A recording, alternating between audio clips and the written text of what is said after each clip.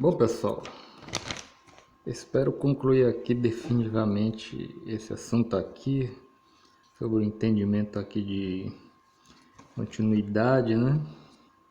E também resistência. Como eu estava falando, quando você for fazer as medições, acredito que nessas duas bobinas para cá, com menos enrolamentos, onde você tem corrente mais alta, provavelmente seu multímetro vai bipar, aí vai depender do multímetro. Tem multímetro que bipa com 50 ohms, como o meu aqui, tem outros que já bipa com 60, outros que bipa com 30, isso aí vai variar de um multímetro para outro, da tecnologia de um multímetro para outro. Porém, essa bobina aqui, quando você medir ela, vai ter uma queda de tensão mais alta aqui que vai dar, como a gente mediu, né? Deu 390 e pouco milivolts, entendeu? E se a gente medisse com multímetro ia dar 140 ohms por aí, né? Isso, 140 ohms. Então nessa situação o multímetro não vai bipar, entendeu? Nas situações em que o multímetro bipar, não quer dizer que se trata de um curto-circuito, tá bom? Então vamos só fazer um resumo aqui, pessoal. E se você está enxergando aí, só desculpe, entendeu, a desordem aqui do caderno, porque eu prefiro bastante fazer essas anotações assim, né? Quem gostar aí pode bater palmas. Bom, então vamos lá, né? Vamos fazer um resumo. Resistência, entendeu? Não tem aí a coisa que eu não consigo nem eu consigo ler. Então botei aqui resistência zero, entendeu? Não existe resistência zero. Resistência zero ou zero absoluta.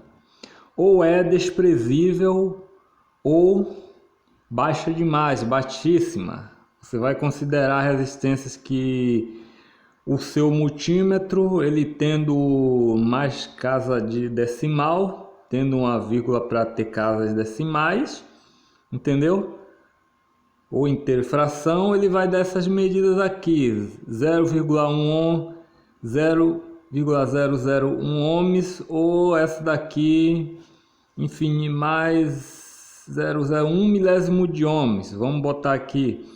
Essas resistências são desprezíveis porque são resistências baixíssimas, entendeu? Baixa, que pode ser considerada resistência zero. Não é zero absoluto, mas figurativamente é uma resistência zero, entendeu? Por quê? O que é que acontece? Se dividir uma tensão, entendeu? Uma tensão, em todo caso aqui seria uma tensão desprezível também a partir de 0,1 volt, mas não vamos colocar isso, vamos colocar 1 volt.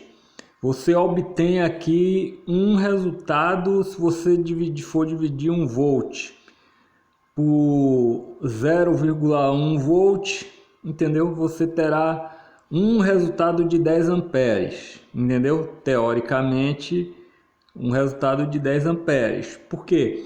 Porque quanto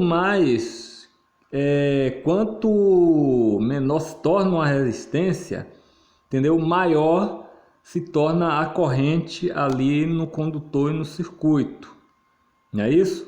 Então, por que é que você não pode ter um zero absoluto de resistência? Justamente porque matematicamente é impossível qualquer número, entendeu? Qualquer número natural ou racional, entendeu? Ou fracionário, qualquer tipo de número não pode ser dividido por zero. É impossível dividir qualquer número por zero, entendeu? Além do próprio zero, entendeu? Então dará o seguinte resultado, o resultado de infinito, entendeu? Ou uma coisa incalculável. Então pensa no seguinte: se você já divide aqui, vamos dizer, 1 volt por 0,1 ohm, você poderá teoricamente ter 10 amperes. Por 0,00 1 ohms, você poderá ter 100 por 0,0001 milésimo de ohms, você vai ter 1000 amperes e daí por diante até atingir quase o zero, uma coisa que não acontece, que nunca vai existir, entendeu?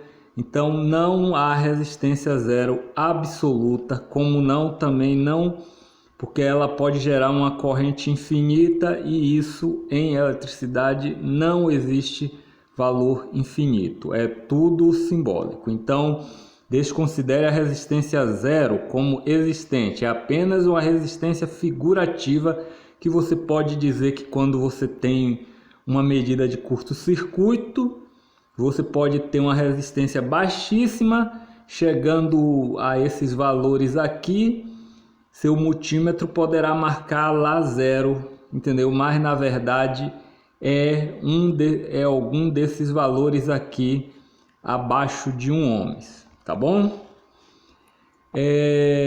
Resistência infinita não há, entendeu? Pode ser que venha alguém aí, deixe nos comentários, me chame de burro, disse daquilo, mas no meu conceito, resistência infinita não existe. Por quê? Porque desde quando você tem um isolante aqui com uma madeira, como um plástico, ou como papel, vamos dar exemplo do papel mesmo, que o papel, entendeu, seria melhor na situação dessa, entendeu? Quando o papel é submetido a uma condição de umidade, entendeu? Ele passa a conduzir também, entendeu? Até uma tensão mais baixa. Só que com certeza alguém vai dizer, não, mas justamente o que está conduzindo não é o papel, é a água, entendeu? Lógico, justamente isso, entendeu? Nunca um material ele é condutor porque ele vai apresentar ali características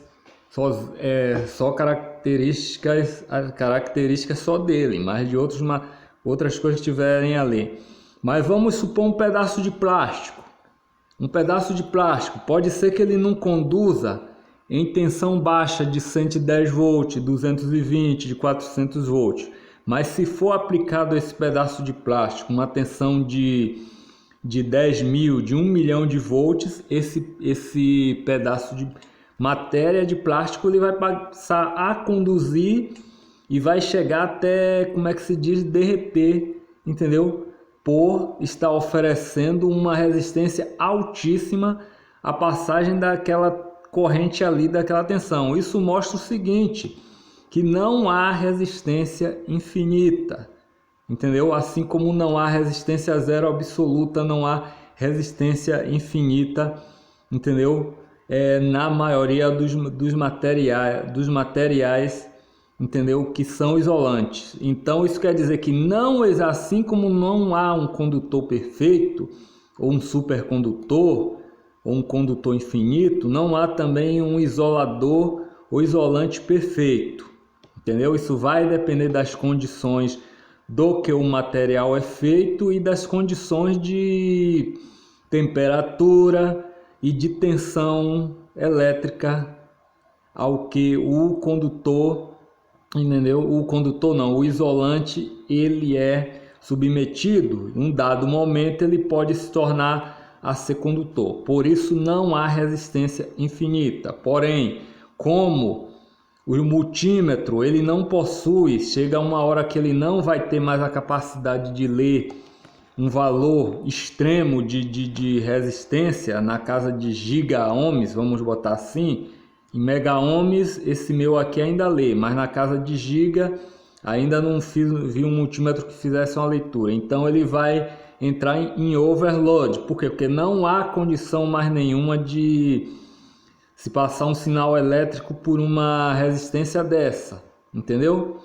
Então desconsidere resistência infinita, mas ela é a resistência infinita, entendeu? Dentro do quadro de leitura do multímetro, ela pode ser chamada de resistência infinita porque é uma coisa que está rompida, entendeu? Assim como o próprio ar. O ar possui uma resistência infinita, mas na verdade ele pode ter uma resistência de bilhões de giga-ohms, que só pode, às vezes, essa resistência, um raio que na natureza, né, nas tempestades, o raio possui milhões de volts e vem com a carga de milhões de amperes. Então o raio ele consegue facilmente romper o ar. Isso quer dizer o seguinte, que o ar é um isolante, mas ele também se torna um condutor devido quando é submetido a essa situação dessa extrema, como é que se diz,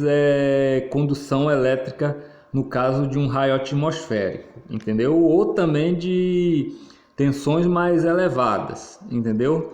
Em redes elétricas. Não sei se alguém aí já observou alguma vez uma linha de alta tensão num dia chuvoso, ela começar a faiscar. Eu já vi isso uma vez, entendeu? Uma vez eu já observei isso. A água, né, batendo ali na rede, nessa rede de 3 fios de 11 mil volts que passa aí. Não, mas na verdade foi na rede de 11 mil volts começou a faiscar. Isso ali quer dizer o seguinte, que ali há uma grande propensão do ar estar sendo conduzido conduzir eletricidade, porque o ar está saturado de umidade e a água conduz energia. Tá bom? Vamos aqui. Resistência. Eu não mostrei isso aqui, né? Deixa eu ver aqui. Resistência infinita não há. Então é razoável considerar uma resistência elevadíssima, como, vamos botar aqui, 10.000 mega-ohms, 25 giga-ohms, que já é a resistência que o multímetro ele não consegue ler, por isso é considerada como resistência infinita. Também não está errado. Então vamos lá, resistência aqui, resistência do curto-circuito, baixíssima, baixa demais, né? Quase zero é desprezível, como 0,1 ohms, entendeu? Ou 0,30 ohms, como eu já tinha falado aqui no caso anterior. Então, o multímetro, entendeu? Pessoal, por isso que eu digo que às vezes eu não tô... O multímetro sempre bipa, entendeu? Nos casos de curto-circuito e fuga, entendeu? Pode ser a resistência ou condutividade comum e componentes ou resistores ou semicondutores. Bom, pessoal, eu nem entendi direito o que foi que eu escrevi aqui. Bom, esse caso aqui é o seguinte, pessoal. Seu multímetro ele vai bipar nas seguintes situações, entendeu? Uma resistência de fuga que não é resistência tão baixa como a um de curto-circuito. Às vezes uma resistência de fuga vai ser uma resistência de 30, de 40 ohms, que não é normal para um componente daquele, como um capacitor, um resistor, um semicondutor, entendeu? Aí deve-se considerar que é um defeito também. Uma resistência de curto já seria quase zero, assim na faixa, na casa de 8 ohms, 5 ohms ou 2 ohms, ou a resistência considerada zero, a resistência desprezível. Então o multímetro bipou não quer dizer que é fuga, não quer dizer que é curto, entendeu? Mas se trata de um dispositivo com resistência baixa. É o que eu vou mostrar aqui daqui a pouco para vocês, tá bom? Então eu espero que essa parte aqui tenha ficado aí entendido para você, entendeu? Que gosta aí de eletrônica, porque é bom passar essas coisas, né? Porque até eu mesmo no começo eu me confundia. Eu ia pegar uma placa, entendeu? Um equipamento para testar, aí botava o multímetro lá, ele pip, outro pip, pip. Quando ia ver, não era nada disso. Errei bastante a sempre considerar a bipada do multímetro como uma resistência, às vezes você na empolgação você nem olha no que está passando lá no visor do multímetro, então você confunde, não, é tudo curto-circuito. Não, pessoal, vou mostrar aqui uns exemplos aqui domésticos, entendeu?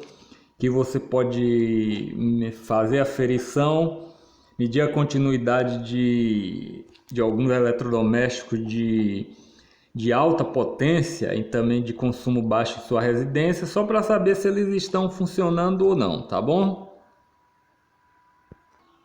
Bom, pessoal, então vamos começar aqui com a velha lâmpada que ninguém está comprando mais, que é a lâmpada incandescente, entendeu?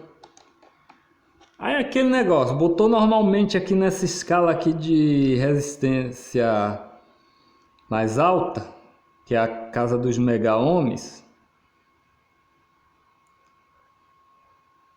Eu vou ter lá 25, vai ficar variando, porque 17 ohms, entendeu?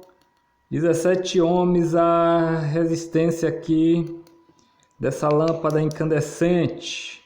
Ressaltando o seguinte, que as lâmpadas incandescentes, com esse filamento de tungstênio, elas possuem a resistência baixa enquanto estão fria, ou seja, ou quando não estão energizadas. Quando são ligadas, essa resistência aqui vai aumentar bastante, entendeu? Para mais de 200 ohms, caracterizando que a lâmpada possui uma alta resistência. Essa resistência baixa aqui é tanto que o seguinte, ó, vou botar aqui para a escala de 0 ohms, que eu vou botar aqui, ó. Aí meu multímetro já bipou, 18 ohms, tá vendo? Porque eu baixei a escala, mas essa lâmpada aqui, quando acesa, entendeu?